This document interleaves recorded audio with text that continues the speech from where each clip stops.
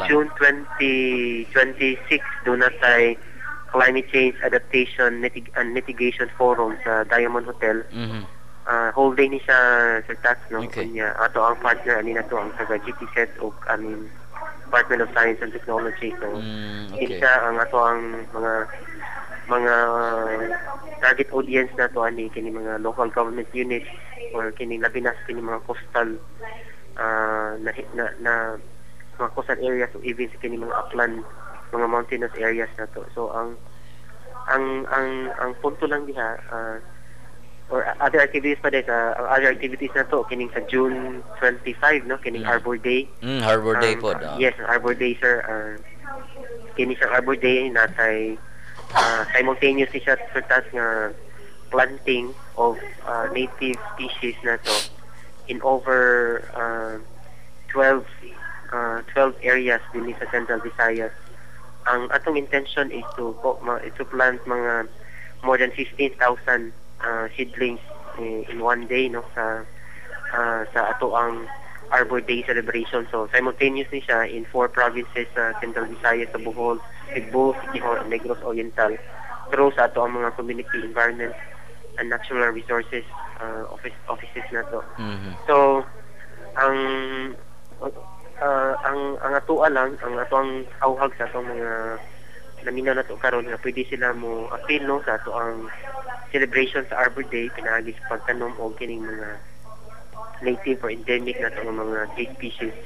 Kaya tungod kini makapromote ni siya sa ato ang biodiversity kunya do away with kining mga atong i-discourage ang pagpanunom sa kining mga exotic no ang mga fast growing kay gusto ta nga ma-enhance pa nato ang biodiversity sa mga lugar. Kunya on June 30 doon na tay culmination sa ato ang Environment Month celebration. Pero ang atoa isa ang para sa government karon isa dili lang karon no celebration sa June may ato ang gitanaw kita pag-observe sa atong Environment Month para or kini pag-practice na to sa mga best o sa mga great practices natong buhaton apan okay gid siya nga mamahimo siya part na to sa atong habit kini or daily na to nga mga activities kini pag-protect no sa ato ang kinayahan sa Sir, unsa may impact ni ining mga initiatives and activities nga gihimo karon sa mga lain-laing mga private individuals, institutions ug man sad mga agencies? Impact na to kining paglabi na gyud ni sir kining magipasigdahan karon sa mga private ug atoa pod no sa ahensya.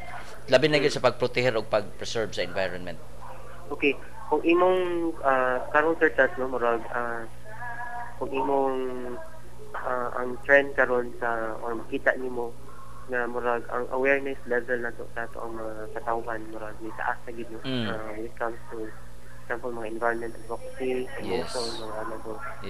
Ang implication niya is for example lang kining hitabo karon sa example kining sa Indelis no sa mga Indelis street na nawag pang Valente no nga karon ang murag dunay ang usa sa mga epekto niya tungod kay daghan ang nagkakabala. So murag ang direction karon sa kini mga Indelis street o kini mga projects nga mga maagian or widening or road rehab for example na murag tagaan na no o kining respeto or i-part na sa architecture sa maong road ang kini ato ang mga kahoy karon. So ang message na to for example sa DNR nga dili ta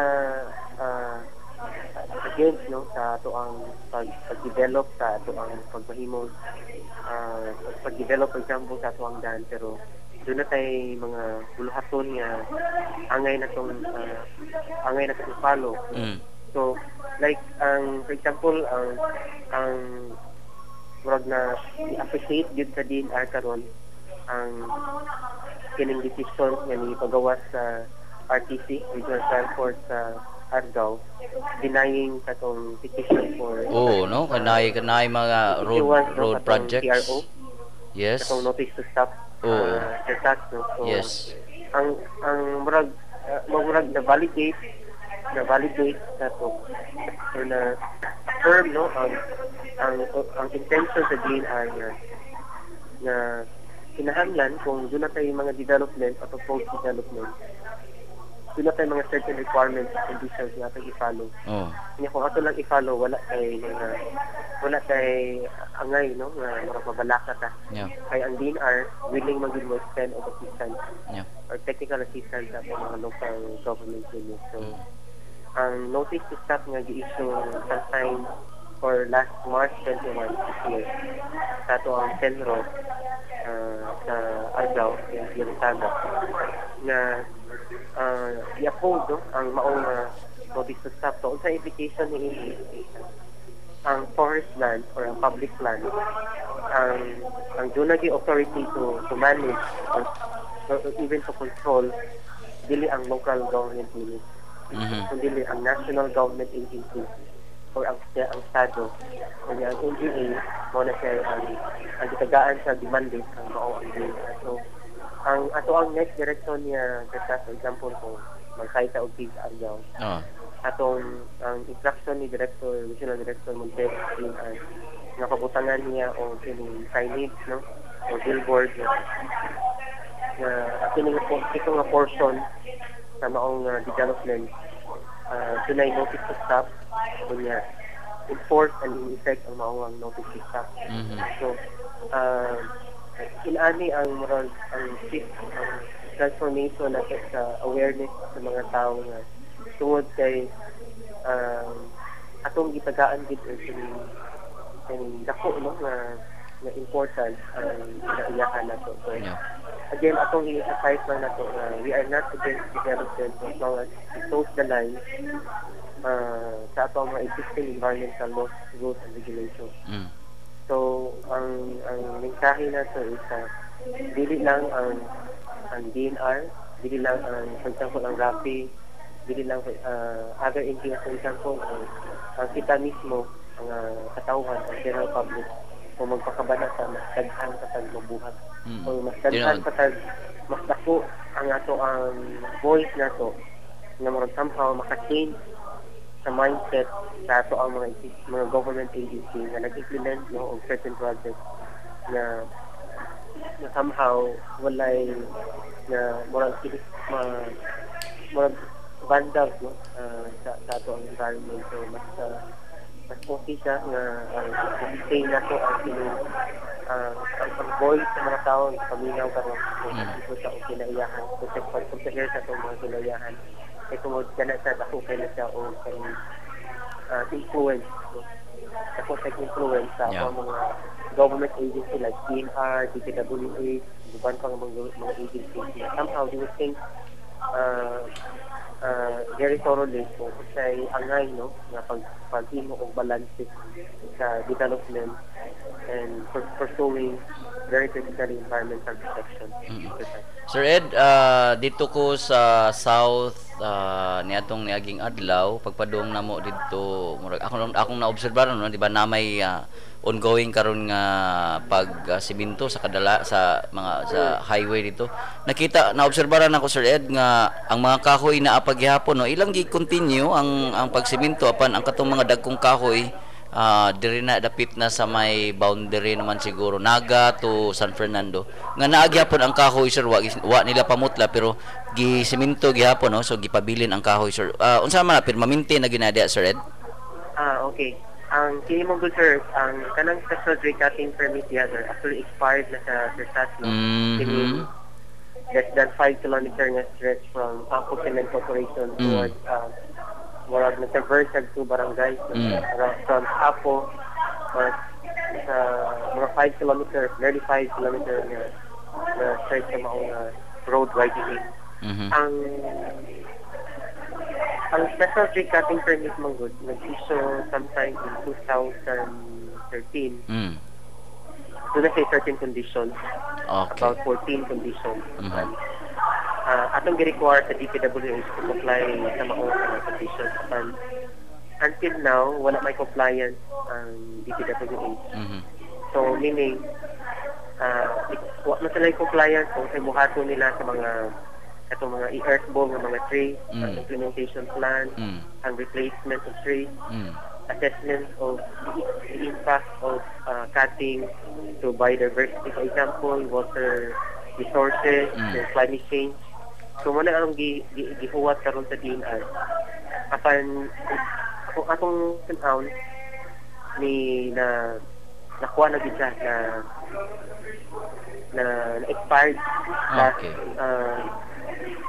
April this year, ang maong 6-month period ni gihatag na to ana. So meaning kung ilang ilaptan kung airball or whatever or that amount of kinahanglan na to another nga special tree cutting permit. So manang wala siya na hilabti karon sa chat kay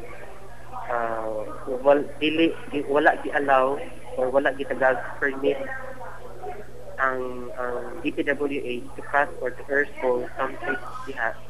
So wala pa sila yung mga compliance sa mga conditions nga gi-indicate nato sa clearance sa special tree cutting.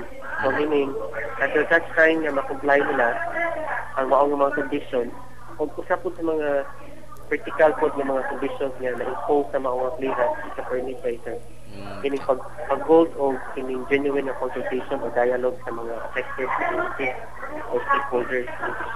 Until now, wala pa ito nakita dito kung kining minute or proceeding sa maong i-conduct sa kining proponents o even sa kining ilang contractors. So meaning until magpabilin ang mga kahoy, sakto na na-observe mo agad, magpabilin ang mga kahoy, ang condition sa DNR, magpabilin gihapon to.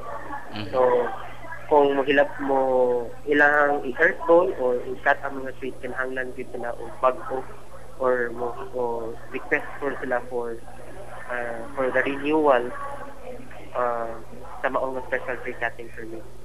In the meantime, wala pa sila compliance, wala request, wala mahitabo nga cutting, wala mahitabo nga earth balling sa mga trees diha sa Naga.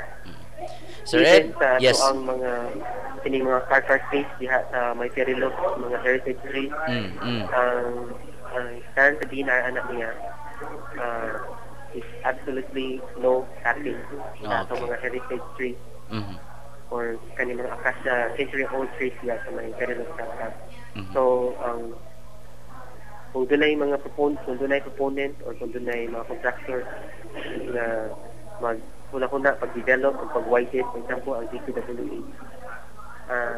Careless now, ato nang i-pronounce the DNR na absolutely no cutting na siya as indicated sa ito ang DNR 7 Regional Director Dr. Isabelo Montero. So, sa tanang mga fora nga iyang giatinan o mga during mga interviews, yan ang dibalik-balik ni Director Montero. Absolutely no cutting sa ito ang mga card trees. Sa kinimang akasya trees sa karga percent. Sir Ed, daghang kayong salamat sir nining mga kasayuran nga imong gipaambit ka namo karong buntaga. Salamat. God bless sir. So mga igala mao kadto si Dr. Ed no ang kasamtangang public affairs officer diha sa DNR 7 si Dr. Ed Llamido. Okay, mo break ino ta mga igala. Kahibaw ba mo nga mas haom itanom ang native trees kaysa sa exotic trees? Matud pa sa artikulo sa Hindawi Publishing Corporation, ang native trees sama sa nara gadasig sa pagtubo sa ubang tanom ug gaaghat sa mga hayupan nga mopuyo sa utlanan niini. Sa laing bahin ng mga exotic trees sama sa Jimelina, mupatay sa mga tanom nga anaa sa palibot niini. Kini si Pagtuki Roxanne, nakatod ni mga gagmayng kaalam. Maayong buntag, ania ang mga pinakaawahing balita nga adunay kalabutan sa atong kalambuan. Nang hatag og mga school supplies ang kapulisan sa syudad sa Lapu-Lapu ngadto sa mga tinun-an nga anaa sa mga island barangay sa Panganan ug Kawahagan sa Mactan. Gipanguluhan ni Lapu-Lapu Police Office Acting Police Chief Armando Radok ang maong kausa isip tabang ngadto sa mga tinunan lakip man sa ilang mga ginikanan aron dili na sila mamalit pa sa mga galamiton alang sa pag-eskwela sa ilang mga anak. Mikabat ngadto sa 700 ka mga school supplies ang napang-apod-apod ni Radok ug mga kaubanan, diindulan 500 ang napanghatag sa kindergarten hangtod sa grade 6 nga mga tinunan sa Panganan Elementary School. Samtang ang uban napahimusan usab sa mga tinunan sa Kauhagan Elementary School. Ang maong kausa gipahigayon ni adtong Hunyo 5 ug 9 ubos sa panagtambayayon sa Lapu-Lapu Police Office ug Task Force Motorsiklo. Sa laing bahin, nakadawat og 2.4 bilyones nga pinansyal nga ayuda ang probinsya sa Bohol alang sa pagpaayo ug pagpatukod sa mga nangaguba nga opisina sa pangagamhanan niini ug ubang infrastruktura resulta sa nahitabong 7.2 magnitude nga linog sa niaging tuig. Ang maong ayuda pormal nga gi-turnover ni Interior Secretary Mar Rojas. Matud ni Bohol Provincial Administrator Alfonso Damalerio, mapusta ng maong pundo sa 41 ka mga lungsod lakip man ang sentro sa probinsya nga mao ang syudad sa Tagbilaran. Dugang pa ni Damalerio, lakip sa dapatan sa maong pinansyal nga ayuda mao ang health centers, municipal halls, civic centers, public markets ug uban pang mga government facilities na nangaguba tungod sa linog. Sa uban pang balita, nakapahimulos ang mga tinunan sa Daan Bantayan Elementary School sa gipanghatag nga 50 ka mga computers ug gipatukod ng computer laboratory sa usa ka American company. Lakip sa mga computers ug building, nanghatag usab ang Innodata Incorporated ug mga school supplies ngadto sa mga tinunan sa naisgutang eskwelahan. Matud pa ni Innodata Manager Imay Villa, gipili nila ang Daan Bantayan tungod kay usa kini sa labing gikusukuso sa Super Typhoon Yolanda. Gipaambit usab ni Rosa Kutab, Daan Bantayan Elementary School Principal, ang iyang dakong pasalamat sa ayuda nga ilang nadawat. Ug mao kadto ang mga balita sa kalambuan karong semanaha. Kini si Pagtuki Gigi, mayong buntag. Kung panginahanglan kabahin sa civil works o general engineering ang hisgutan, Tuanson Construction ang angayan timan-an. Tawagi sila sa 491-8243 o bisitaha ang buhatan sa 162B Labuka Street, Kansuhong, Syudad sa Talisay. Tuanson Construction, bridging your dream to reality. Okay, mga higala, dugang kasayuran. To promote pride of place and encourage community initiatives and people participation in the barangay, Pagtuki will have a new segment called Barangarbo. In Barangarbo, Pagtuki will have its discussion within the chosen barangay and impart the necessity of people working together for their community. If you want us to feature your barangay, or if you have another outstanding barangay in mind, contact us at 418-7234 local 542. Rafi invites you to join the community. It is an online platform for knowledge sharing and discussion about or relating to social development issues and related advocacies. Community is open to all interested members of the academe, youth, social development groups, the media, and the general public. Those interested can register at community.rafi.org.ph. Some of the recent topics of community are on how to become a modern-day hero, youth's role in nation building, and are we ready for the new normal. For inquiries about community, you may email at rafi.orgph@gmail.com or visit Rafi's Facebook page at www.facebook.com/rafi.org.ph. Mahigala atong basahon sad pang ato ang mga tampo gikan sa ato ang Facebook account. Mao kini no. Gikan ni ang pangutana, what can you do to help preserve the environment especially during this long El Nino slated to take effect later this year? Ningon si Eunice Villariza. For me, by just doing the simple acts like planting trees, though not necessarily trees but anything that can be doable since we are in the city, and by responsible throwing of garbage, and most importantly by conserving water, and also by encouraging other people to do so. But first, you must do it yourself, because how can we encourage other people when we don't do it ourselves? So mao kadto no ang tampo gikan ni Eunice Villariza ug niingon sad si Leslie Myth Bultron. I guess it's best if it won't be just me alone. So to seek bigger cooperation, I will try to have information dissemination on social media where lots of people gather. I'll talk about the effects of El Nino and how we can help by preserving water so to lessen chances of water shortage, nurturing the growing trees in order to sustain the population, and why it's not best to plant trees yet because of the widespread drought effect of El Nino. So mao kana ang tampo no gikan ni Leslie Myth Boltron, Mahigala. Okay, natay caller. Yes, mayong buntag. Mayong buntag, Sir Tad. Yes, go ahead, ma'am. Nakoy tubag sa mga pangatlan. In order for us to protect and to preserve our environment, we must do our part by doing the basic things to lessen the El Nino, such as segregating our garbage from biodegradable and non-biodegradable, and disposing it into a proper way, and not by burning. And also, we must not waste our water, and of course, we must plant more trees and not cut trees. Thank you. So, Miss Jen, hello, Miss Jen. Yes. Mukuyog ka karon o mo-join ka karong sa next Saturday sa Run to Plant 4 dito sa Liloan? Hopefully. Yes, pagdagdaghan ha, mga youth diha nga imong makuyog. Awhaga sila. So daghang kayong salamat Miss Jen no sa imong pagtawag dinhi ni atong programa. Okay, mahigala pipila na lang yun ka minutos no. Ato na lang ning tagaan higayon no sa pasalamat no sa ato ang mga kaubanan. Labi na gyud no sa ato ang mga kauban diha sa Rafi sa Green in Philippines program no nga nagpasiugda ni ining Run to Plant 4 no dito sa Liloan ug inman sab ang mga opisyalis dito sa Liloan no labi na gyud sa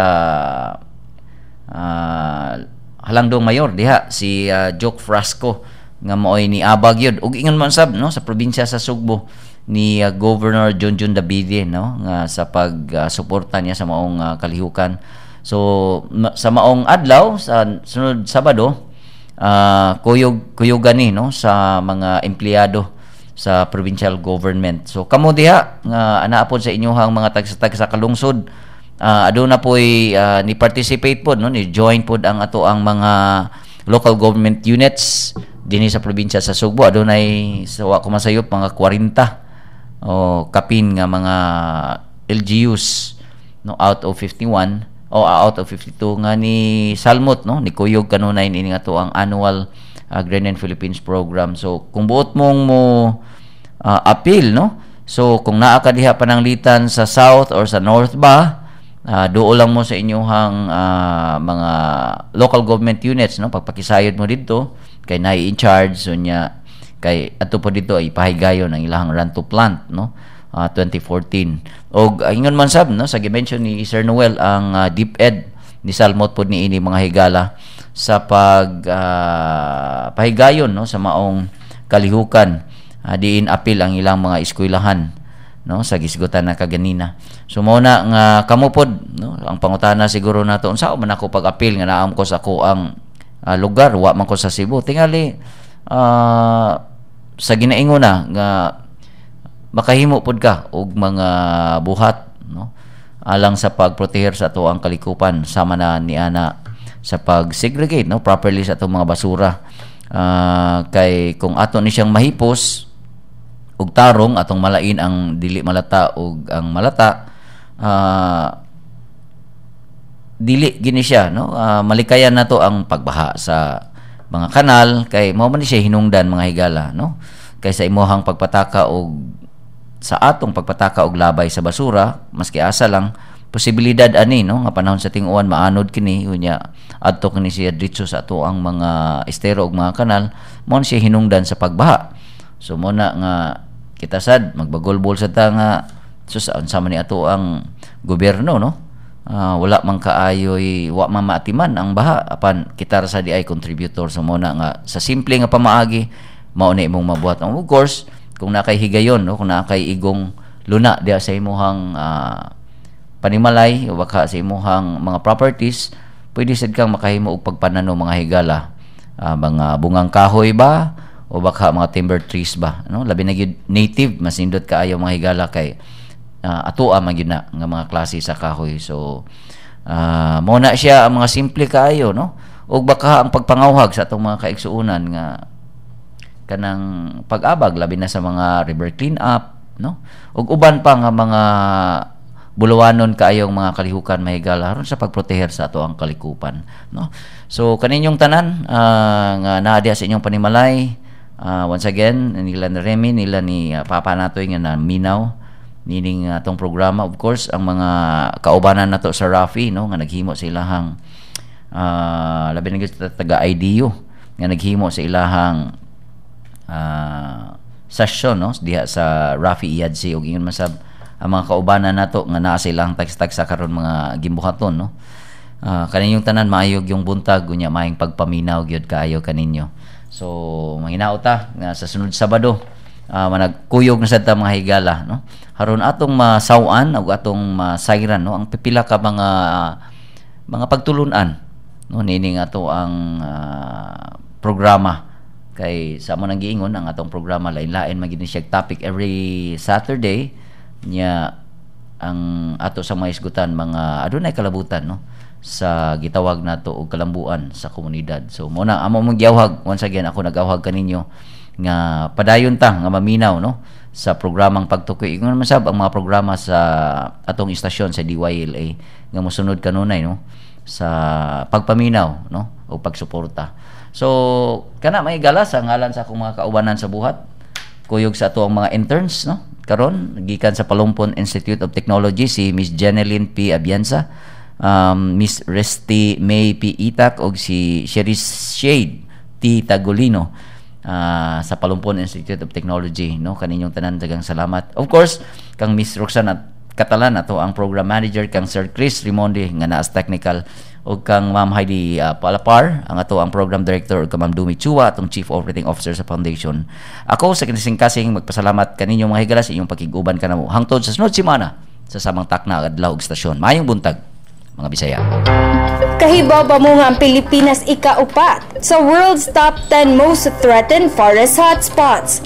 Matud pa sa datos nga gipagawa sa United Nations, ang Pilipinas adunay 7% sa nahabiling habitat niini. Nahilakip sa top 10 ang Indo-Burma, New Caledonia, Sundaland, Atlantic Forest, Mountains of Southwest China, California Floristic Province, Coastal Forest of Eastern Africa, Madagascar ug Eastern Afro-Montane. Kini si Pagkiraksan naghatod ni mga gagmayng kaalam.